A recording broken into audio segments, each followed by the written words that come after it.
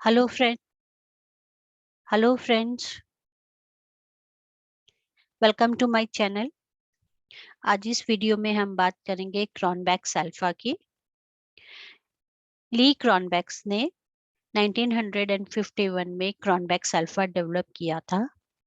Cronbach alpha internal consistency या reliability को major करता है ऑफ अ लेटेंट वेरिएबल।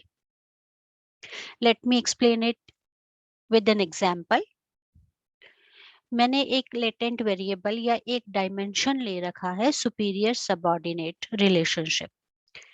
इस डायमेंशन को मेजर करने के लिए आई वांट टू चेक कि जो सुपीरियर सबऑर्डिनेट रिलेशनशिप है वो स्ट्रेस पे कितना इम्पैक्ट डालता है। क्या सुपीरियर सबऑर्डिनेट रिलेशनशिप जो मेरा एक डायमेंशन है स्ट्रेस वेरिएबल का, वो कितना रोल प्ले करता है स्ट्रेस क्रिएट करने में।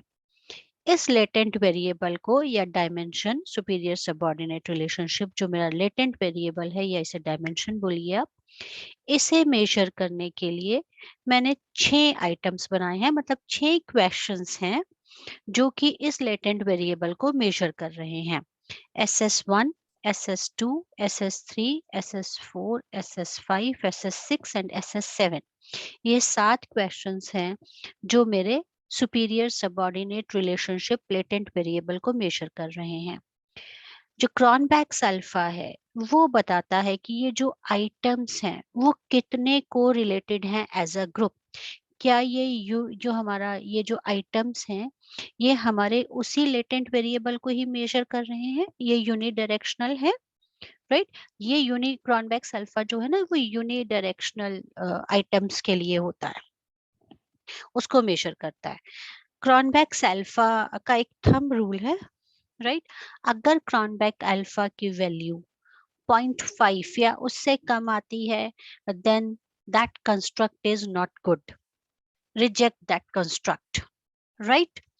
अगर हमारे कंस्ट्रक्ट की वैल्यू क्रॉनबैक्स अल्फा की वैल्यू 0.7 आती है then that is acceptable value. अगर उससे कम है तो वो अनएक्सेप्टेबल है या पुअर है, हमें उसे उन कंस्ट्रक्ट्स को नहीं लेना चाहिए। अगर वो 0.7 या 0.7 से ज्यादा है, इनफैक्ट ज्यादा होनी चाहिए, तब दैट इज एक्सेप्टेबल, राइट। जो मेरा यहाँ लेटेंट वेरिएबल है सुपीरियर सबऑर्डिनेट रिलेशनशिप, उसके 7 आइटम्स हैं। आई वांट टू चेक कि इनका क्रॉनबैक्स अल्फा, इनकी रिलायबिलिटी क्या आती है, राइट। SPSS में क्रॉनबैक्स अल्फा को चेक करने के लिए go to analyze, click on scales. Scales पे करने के बाद click on reliability analysis. Reliability analysis में I want to check the reliability of 6 items of superior subordinate latent variable or dimension SS1, SS2, 3, 4, 5 and SS6 and SS7। ठीक है, इन्हें मैं select करके इधर ले लेती हूँ अपने राइट हैंड साइड पे। Click on statistics button. Descriptives में आइटम्स चाहिए मुझे, scales, scale if item is deleted, और समराइज में कोरिलेशंस ले लेते हैं। Click on continue, click okay, right. जब हम क्लिक ओके पे क्या शेयर क्लिक करते हैं तब हमारे पास टेबल्स जो आते हैं, वो पहला टेबल आता है case processing summary. Case processing summary n is 104, मेरा सैंपल साइज 104 है, राइट। मिसिंग्स 5 है इसमें, टोटल 109 है, ठीक है, 109 आ गए हैं, मिसिंग इसमें 5 हुए हैं। Cronbach's alpha for this latent variable or dimension is 0.719। Number of items 7 है, मतलब 7 क्वेश्चंस थे उसके। क्रॉनबैक अल्फा जो है वो 0.719 आया है। 0.719 इज गुड, एक्सेप्टेबल लिमिट में है ये, मतलब हम इसे, हमारा ये जो आइटम्स है ये हम एक्सेप्ट कर सकते हैं। लेकिन अभी हम देखते हैं एक टेबल और है हमारे पास, आइटम टोटल स्टैटिस्टिक्स। देखिए इसमें क्या है, इसमें मुझे पूरे आइटम्स दिए हुए हैं और क्रोनबेक्स अल्फा इफ आइटम डिलीटेड दिया हुआ है।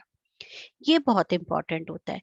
ये मुझे ये बता रहा है कि अगर मैं उस पर्टिकुलर आइटम को डिलीट कर दूंगी तो मेरे क्रोनबैक अल्फा की क्या वैल्यू रह जाएगी। जैसे मैं अगर SS1 आइटम को डिलीट कर दूंगी, क्वेश्चन 1 को डिलीट कर दूंगी, तो मेरा क्रोनबैक अल्फा जो 7.719 है वो घट के 0.660 आ जाएगा, जो मैं नहीं चाहूंगी। SS2 को डिलीट करने पे वैल्यू 0.659 आ जाएगी। SS3 को डिलीट करने पे 0.620 वैल्यू आ जाएगी। SS4 को डिलीट करती हूँ मगर मैं अगर आइटम नंबर 4 को, तो 0.621 आ जाएगी। ये दोनों, ये चारों आइटम्स को डिलीट करने पे मेरी वैल्यू जो है वो घट रही है क्रोनबैक्स अल्फा की। लेकिन अगर मैं SS5 को डिलीट करती हूँ तो मेरी क्रोनबैक्स अल्फा की वैल्यू आ जाती है 0.769, मतलब 0.719 से 0.769 हो जाएगी, ये इंक्रीज हो जाएगी। SS6 को डिलीट करती हूँ तो 0.757 हो जाएगी, राइट।